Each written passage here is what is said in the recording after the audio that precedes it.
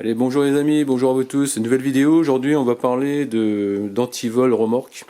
Donc, il s'agit de l'Alco Safety Compact, comme tu peux voir.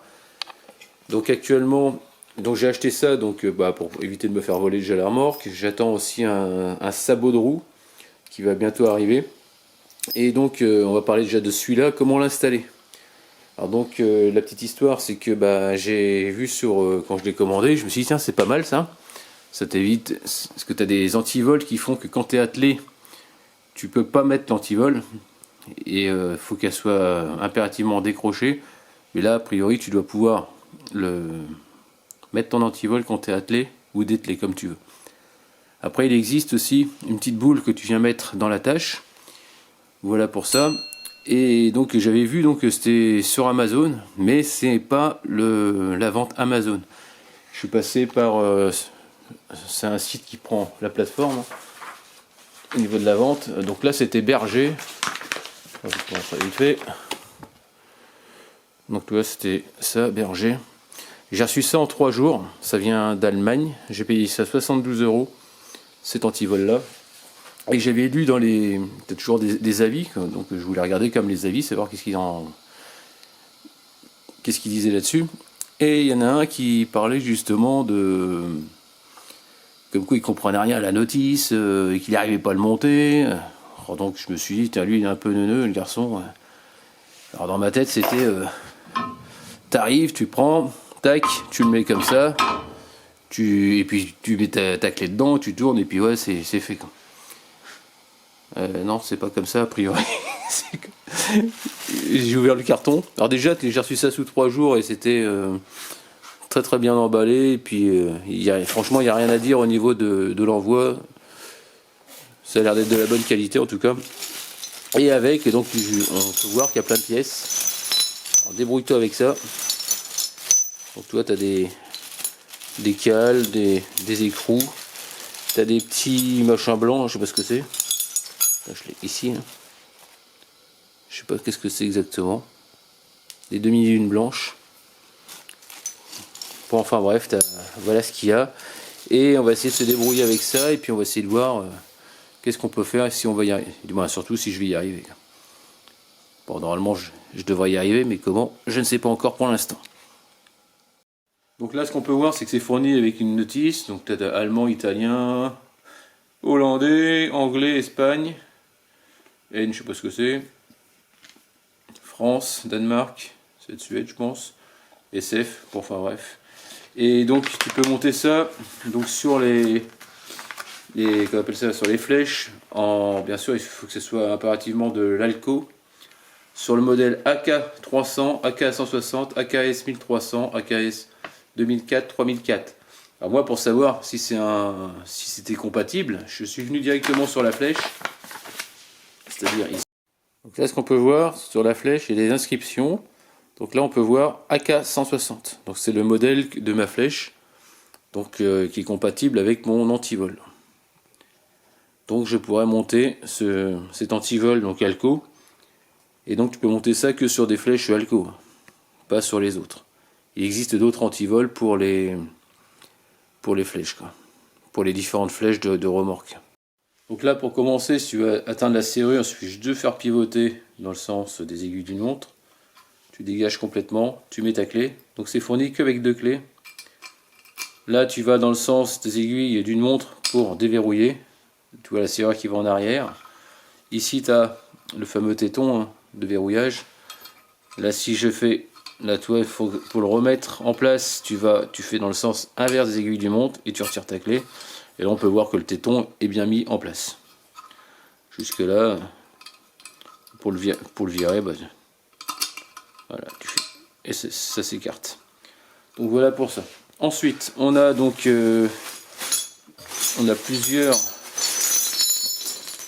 on a des platines là comme ça. Alors, je ne sais pas si c'est par rapport aux différents modèles quoi appelle ça, d'attache remorque Alco. Est-ce que c'est plus pour le modèle, je sais pas, je vais te dire un truc.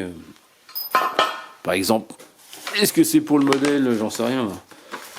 Le 1300, le 2004, 3004, va savoir, j'en sais rien. Pour l'instant, je ne sais pas. Donc au niveau de la notice, on a, tu verras qu'il y a chaque page, tu auras une partie française. Donc bien sûr, il va nous falloir des clés, pardon, je bafouille. Donc là, il te montre, toi, ici, avec une boule que tu viens mettre dans la flèche, hein, c'est ce que je te disais. Ça vaut à peu près entre 8 et 16 euros. Donc, bah voilà pour ça. Donc là, on peut... Alors, tête d'attelage, donc toi, perçage, toi, le AK 160, perçage à 35, le voire 50, AK 300 c'est 50, toi, ils te mettent pour l'utilisation. Bon, après, faut fouiner un petit peu. Mais bon, je vais essayer de te le faire sans que tu aies besoin de la notice. Donc a priori il faudrait changer le soufflet. Donc pour changer le soufflet, pour ce qui paraît logique, c'est pouvoir démonter la flèche. On va virer ces deux vis. Les deux vis qu'on a sûrement pour remplacer, c'est pas de l'hexagonal, c'est du BTR qu'il y a derrière. Et elles ont l'air d'être beaucoup plus grandes. Alors si elles sont plus longues, je suppose qu'il y a une raison, hein, c'est pas pour... Est-ce que c'est pour mettre cette platine là? J'en sais rien pour l'instant. Je regarde, j'étudie et je reviens vers toi juste après. Donc là c'est du 19. Donc je bloque des deux côtés, hein, avec deux plates. Et ce que j'ai en 19 bien sûr. Je fais pareil ici. Ah vache. C'est bien serré.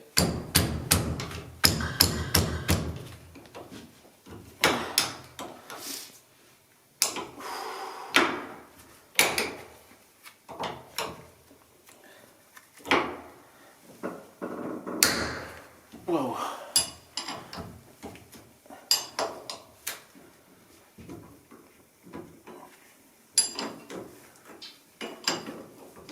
Donc ici on a deux axes qui sont fournis avec. Donc pour pouvoir retirer la vis, donc ici tu as la tige d'amortisseur qui passe dedans. Donc si tu veux pas te galérer à le remettre, bon tu verras ça se remet bien, je vais te montrer comment ça se fait. Donc ici, en gros, ce que tu fais, tu pousses la vis et tu vas voir, tu la remplaces par l'axe. Comme ça, l'axe il t'emprisonne justement la tige de l'amortisseur. Parce qu'autrement, bah, tu n'y arriveras pas, il faudra... Autrement, je vais te montrer comment faire, c'est simple aussi. Voilà. Donc là, tu retires. Donc si ta vis, elle est partie, hein, tu as oublié de le faire, tu as retiré ta vis et puis tu n'as pas mis l'axe. Donc on va le faire, je vais te montrer. Voilà. La tige à l'intérieur, ici, là, ça te fait un trou. Et tu vas voir le trou, regarde. Tu as l'amortisseur qui se déploie. Et ça fait que tu pourras plus mettre ta vis dedans. Donc tu as vu. Donc là on voit la... Je sais pas si tu vois. On va voir une petite... Là juste la tige. Donc là on a la boule qui arrive à peu près ici. Et là on peut voir qu'il y a une tige. La tige de l'amortisseur qui est là-bas. Donc bah, dans ce cas-là, qu'est-ce que tu fais? On va repousser ici. Alors, admettons que tu n'as pas de chance. Elle s'est mise à tourner. C'est-à-dire que tu imagines qu'elle s'est mise à tourner avec toi comme ça par exemple. Bah, tu la retournes à la main, voilà. Tu recules et ensuite tu prends, je sais pas moi, et tu vas la pousser jusqu'à l'arrière. Et après tu vas remettre le petit axe qui était fourni avec. Le tout petit, celui-là, tu le remets dedans. Donc ça y est, j'ai mis ça. De l'autre côté, je vais mettre l'axe, prêt à rentrer. Et je vais voir dès qu'on va voir la tête apparaître, ça y est, c'est en train d'arriver. Et on va le mettre dans l'œil, pile poil dedans.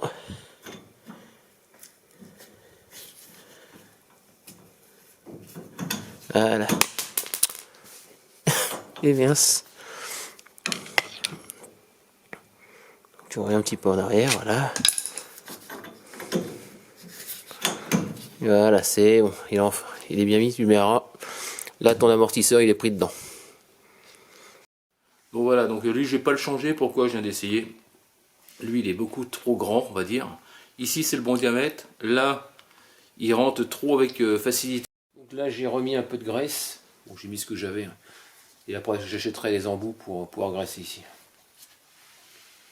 Donc là pour le défaire, j'ai dû prendre un tournevis pour arriver à le sortir de sa collerette. Autrement avec, tu as, ils ont filé un... Je sais pas où je l'ai mis, mais ils ont donné un sac, voilà, le voilà. Un sac avec un riselant sur le nouveau soufflet. Mais ça c'est pour un diamètre 50 finalement. Et moi c'est un diamètre 35. Donc là on va faire comme ça.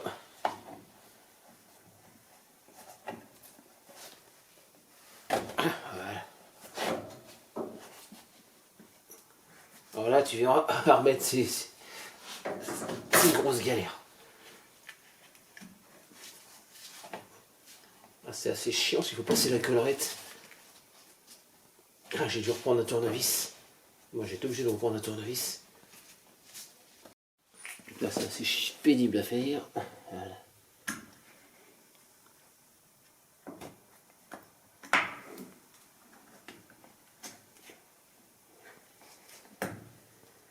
Voilà.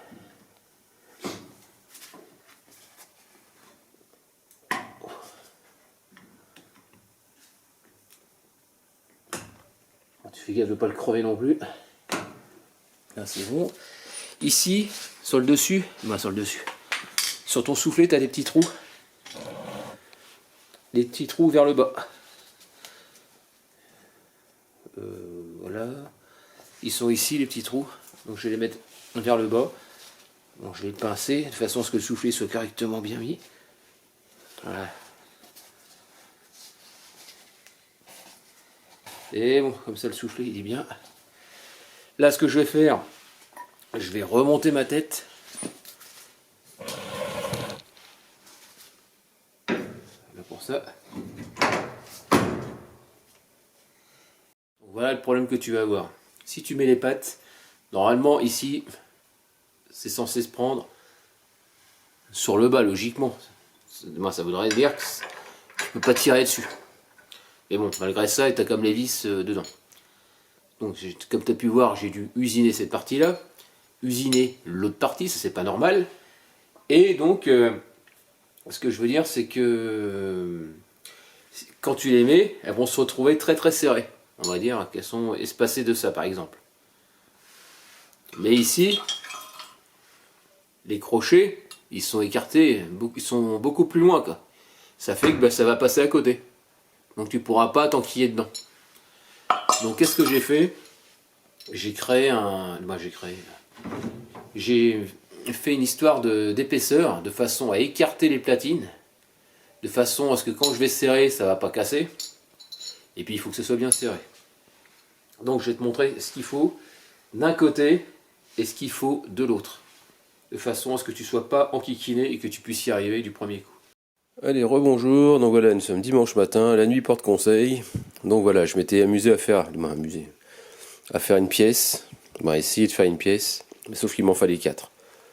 De façon, tu vois, le U qui prennent là-dedans, qui descendent plus bas, sauf qu'il m'aurait fallu 4 morceaux pour faire là, et puis c'est pas évident à faire, et puis le problème c'est que j'ai plus de ferraille, donc comme ça je suis pas embêté. Et je me suis dit que si ça t'arrivait, que t'avais pas t'amusé à faire une pièce, je voulais que ça soit un truc super simple, que tu puisses t'en sortir pour arriver à le faire. Et ce matin, donc je me réveille et je me dis tiens, ça me sert pas pour les diamètres 35, c'est ce qui était fourni avec. Bah, tu vois, ça fait ça, quoi. Attends, je vais te montrer.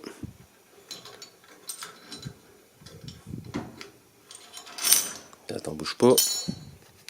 Donc tu vois ici, je lui ai donné une petite forme. La forme de la flèche, voilà. Donc là je vais faire exactement la même chose de l'autre côté, parce que le problème c'est que j'ai plus de rondelles. Alors je voulais le faire tenir sur que en mettant des rondelles des deux côtés, sauf que j'en ai pas. Donc je vais te montrer comment j'ai fait. Donc tu verras, c'est très très simple. Ce que je vais faire, c'est que je vais serrer. Je vais mettre un écrou de l'autre côté, je vais serrer la vis, histoire de lui donner la forme, de façon à ce que ça essaye de plier, moi je pense. Et après on viendra rabattre dessous. On va serrer à fond.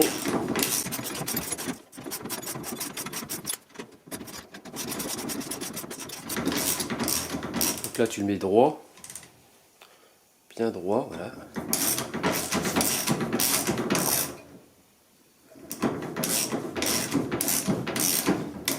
Alors le fait de serrer, je sais pas si tu vois, on commence déjà à prendre sa forme plus ou moins. T'as vu? Voilà. Donc là ce que je vais faire, c'est que je vais lui donner des petits coups de marteau, de façon à lui donner une forme bien, pour qu'il vienne bien se plaquer. Donc voilà, j'ai pris juste ça, une petite barre, hein, puis j'ai tapoté. Bah tapoté. Voilà. Et là on va rabattre vers le dessous.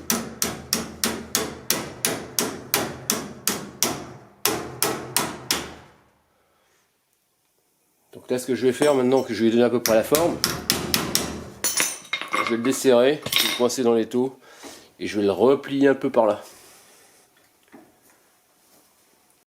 Donc là comme tu peux voir, j'ai mis aussi à droite, donc avant, carrément à l'avant.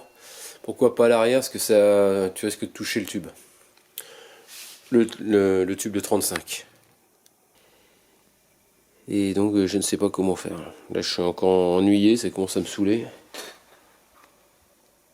Donc voilà, donc ce que j'ai fait, c'est que comme tu peux voir, j'ai serré à 60. Ce qui se passe quand tu serres à 60, ça tendance à t'écraser et après tu n'arrives plus à... Ici ça vient taper. La partie avant du sabot vient taper sur le côté en général, donc tu peux rien faire. Donc ce que j'ai fait, tu joues avec des rondelles. Donc là comme tu peux voir, j'ai joué avec pas mal de rondelles. Donc j'en ai mis une, deux, j'en ai trois là. Là j'ai la espèce de rondelle frein, là, espèce de grosse plaque. Plus 1, 2, 3 rondelles derrière. Ici j'avais fait un écrou que j'ai percé à 14 de mémoire, ouais c'est ça. Non 12, ouais, je sais plus, 12 ou 14, je me rappelle plus. Une rondelle, et bien sûr tu as l'espèce de plaque, la platine. Donc ça fait 3, et de l'autre côté j'ai mis un écrou percé pareil, et une rondelle, voilà, et ta platine. Donc ce qu'il y a, c'est que quand tu serres à 60, comme je te disais, ça a tendance à ça va pas. Donc là maintenant... Donc voilà, ça y est, c'est installé. Donc là pour le remettre, tu mets ça comme ça. Donc t'as bien compris. Hein. C'est venu devant. Et tu mets, oui. Voilà, ça y est, enfin. Après, je sais pas combien d'heures d'acharnement, d'énervement. Moi, franchement, pas terrible au niveau alco. Je m'attendais à mieux. Du moins, ça se trouve, c'est peut-être pas le bon attache remorque. Du moins, le bon antivol pour ma remorque. Parce que moi, c'est peut-être un Alco 160, mais de ancienne génération, donc je ne sais pas. Donc le principal, c'est que j'ai réussi à le mettre.